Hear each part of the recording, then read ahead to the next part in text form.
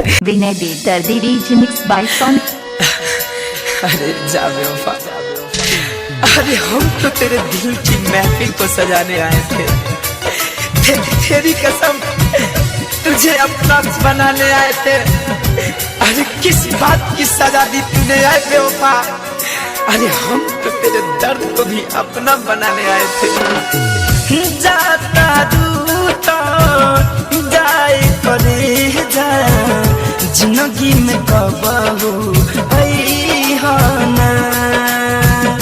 जाता दूता जाए करे जा, जिंदगी में कबहू ना। हम तोहरा के याद करब तो, हम तोहरा के याद करब तो, तू हम याद में ना। जाता दूता जाए करे जा, जिंदगी में कबहू ना। जाता दूता जाए करे जा, जिंदगी में कबहू ना। अरे कुछ तो लगे दिल पे जख्म इतने गहरे थे, उसमें भी तेरे अश्कों के पहरे थे। अरे तेरे ठुकराने के बाद तो हमें मर ही जाना, पर हम इस दुनिया में तेरे लिए कोई प्यार की याद न करी हो, याद में बहुत रोवेला। तरफ तरफ के दोनों रे अखिया, खून के आंसू बहावेला। हो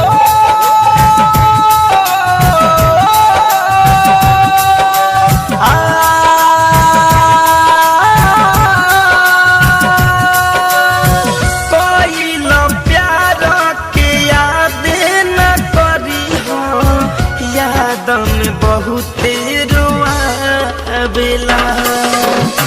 तरफ तरफ के दोनों रे अखिया, खून के आंसू बहावेला। बार बार याद करके प्यार वाली बात करके, दिलावा पे चोट लगई हो ना। जाता दूता जाए करे जा, जिंदगी में कबहू अरे हम भी कभी मुस्कुराया करते थे, उजले चमन में खिलखिलाया करते थे। अरे उसी दिए ने मेरे हाथ के लकीर को जला दिया, जिस दिए को हवा से बचाया करते थे। Vinay Bedardi remix by song.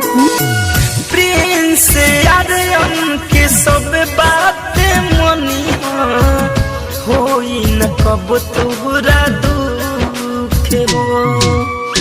धड़कन धनंजय के रखी हो सहेज के, मिली सब नहीं से सुख हो। जा जाने जा,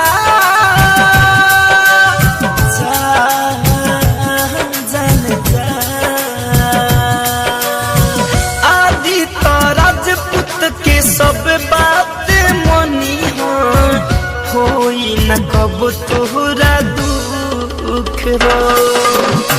धड़कन धनंजय के रखी हो सहेज के, मिली सब नहीं से सुख हो। इतने निहोरा बात तोहरा से, पियावा के तना सतई जाता दूता जाए करे जा, जिंदगी में कबहू ना।